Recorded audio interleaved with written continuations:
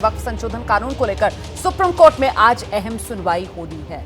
आप जानते हैं कि कल भी इस मामले पर सुप्रीम कोर्ट में सुनवाई हुई थी और लगातार आज दूसरा दिन है जब वक्फ संशोधन कानून का मामला सुप्रीम कोर्ट में सुनवाई के लिए आ रहा है। इस मामले में सुप्रीम कोर्ट में दोपहर 2 बजे सुनवाई होनी है। आज केंद्र सरकार और साथ ही जो वक्फ संशोधित कानून है इसके समर्थन में जो याचिकाएं हैं वो अपना पक्ष रखेंगे। वक्फ कानून को लेकर सुप्रीम कोर्ट में अब तक लगभग 150 याचिकाएं दाखिल हो चुकी हैं।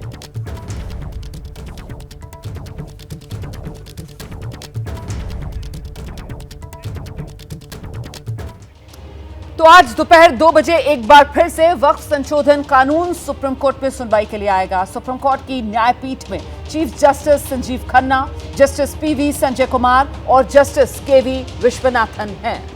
देखिए, बुधवार को कोर्ट ने यह संकेत दिया था सुनवाई के दौरान कि फिलहाल नए कानून के जो कुछ प्रावधान हैं उनके अमल पर कोर्ट की तरफ से अंतरिम रोक लगाया जा सकता है। कुल मिलाकर पहले दिन की सुनवाई में क्या कुछ हुआ यह महत्वपूर्ण हो जाता है। क्या हिंदू धार्मिक ट्रस्ट में मुसलमानों को एंट्री देंगे, यह सवाल जो सीजीआई की तरफ से पूछा गया। घोषित संपत्ति डीनोटिफाई ना किए जाने का आदेश सुप्रीम कोर्ट आज दे सकता है। इसके संकेत सुप्रीम कोर्ट की तरफ से कल दिए गए थे।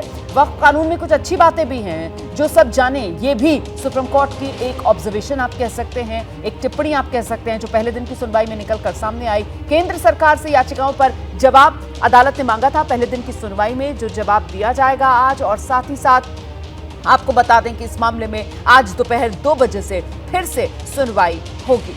इस बीच हम सीधे आपको लेकर चलेंगे, हमारे साथ हमारे सहयोगी निपुण सहगल इस वक्त मौजूद हैं और जरा निपुण से जानते हैं। निपुण, आज लगातार दूसरे दिन वक्फ संशोधन कानून याचिकाएं जो सुप्रीम कोर्ट में हैं उसमें सुनवाई। सबसे पहले तो ये बताइए कि आज क्या अदालत की तरफ से किसी तरीके का निर्देश, आदेश आने की कोई उम्मीद है? रोमाना, बिल्कुल उम्मीद है कि कुछ ना कुछ अदालत जरूर कुछ निर्देश देगी और फिर नोटिस जारी करके औपचारिक रूप से जवाब दाखिल करने का केंद्र सरकार को मौका देगी। लेकिन अच्छा, यहाँ पे ये भी समझना ज़रूरी है कि आमतौर पे जब एडमिशन स्टेज का कोई मैटर होता है, यानी कि आप नई याचिका लेकर आए हैं और कोर्ट को लगता है इस पर विचार करना है, तो साधारण रूप से नोटिस जारी हो जाता है, 2-3 मिनट की कार्रवाई होती है। यहाँ पर कल 2 घंटा कोर्ट ने सुना है, आज भी सुनने को सहमत हुआ है। ये अपने आप में इंडिकेशन है कि कोर्ट इस बात को गंभीरता से ले रहा है और वो कुछ निर्देश देना चाहता है ऐसे मुद्दों पर जिन्हें लेकर सबसे ज़्यादा विरोध हो रहा है। अगर उन पर अंतरिम रोक लगेगी कोर्ट के विचार होने तक, तो शायद कोर्ट को लगता है कि पूरे परिदृश्य को अच्छे से समझकर एक फैसला दिया जा सकेगा। बिल्कुल, और ऐसे में ये महत्वपूर्ण हो जाता है कि किस तरीके से ये मामला आगे कानूनी लड़ाई के तौर पर लड़ा जाएगा, क्योंकि अभी तक ये क्लैरिटी नहीं है कि जब इसकी एडमिसिबिलिटी पर सुप्रीम कोर्ट की तरफ से मोहर लगाई जाएगी, अगर सुप्रीम कोर्ट इसको एक्सेप्ट करती है तो फिर ये मामला कहां सुनवाई के लिए आएगा, सुप्रीम कोर्ट में आएगा, हाई कोर्ट में आएगा, तो एक तरीके से पूरी रूपरेखा वो भी तय हो जाएगी। निपुण,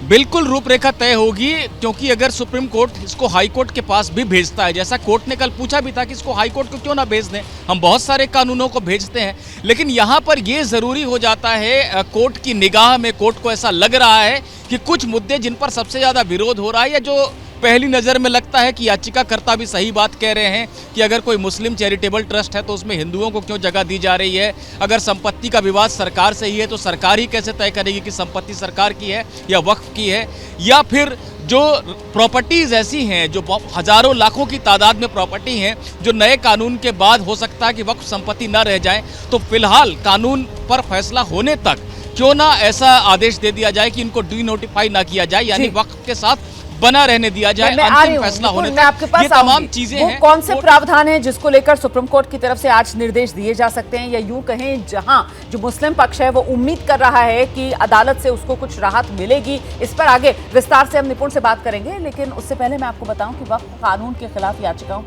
याचिकाकर्ताओं की तरफ से वकील कपिल सिब्बल, अभिषेक मनु सिंघवी, राजीव धमन समेत कई और वरिष्ठ वकील थे जो बारी बारी अपनी दलीलें रख रहे थे। वहीं केंद्र सरकार का पक्ष सॉलिसिटर जनरल तुषार मेहता की तरफ से रखा गया। सुप्रीम कोर्ट ने सुनवाई की शुरुआत 2 सवालों से हुई। पहला, मामला सुप्रीम कोर्ट ही क्यों सुने, हाई कोर्ट क्यों ना इसको भेज दिया जाए, और दूसरा, कानून को लेकर याचिकाकर्ताओं के मुख्य मुद्दे क्या हैं। लेकिन ये दोनों ही पक्षों ने मामले को हाईकोर्ट भेजने का विरोध किया। जल्दी इस मामले में सुनवाई की निपटारे की मांग की। कोर्ट को बता दिया गया हाईकोर्ट में पुराने वक्फ कानून को लेकर ही 140 याचिकाएं लंबित चल रही हैं। अब आपको वो दलीलें बता देती हूं जो सुप्रीम कोर्ट में इस सुनवाई के दौरान वकीलों की तरफ से अदालत में रखी गई हैं। वरिष्ठ वकील कपिल सिब्बल, उन्होंने अदालत से कहा वक्फ बोर्ड में गैर मुसलमानों को जगह दी जा रही है। सॉलिसिटर जनरल तुषार मेहता की तरफ से कहा गया 22 में से अधिकतम 2 सदस्य ही तो गैर मुस्लिम होंगे। सुप्रीम कोर्ट ने फिर कहा मुस्लिम सदस्यों की संख्या को लेकर एक्ट में जो लिखा हुआ है दरअसल भ्रम उससे है। ये सुप्रीम कोर्ट की ऑब्जर्वेशन रही। वरिष्ठ वकील कपिल सिब्बल ने कहा रजिस्टर्ड डीड की क्या जरूरत, अगर वक्फ बाय यूजर हो तो डीड कैसे होगी। सुप्रीम कोर्ट ने इस पर पूछा रजिस्टर्ड डीड से निश्चितता आ जाएगी। सॉलिसिटर जनरल तुषार मेहता की तरफ से कहा गया जो संपत्तियां रजिस्टर्ड नहीं है उन्हें वक्फ बोर्ड रजिस्टर्ड करवा सकता है।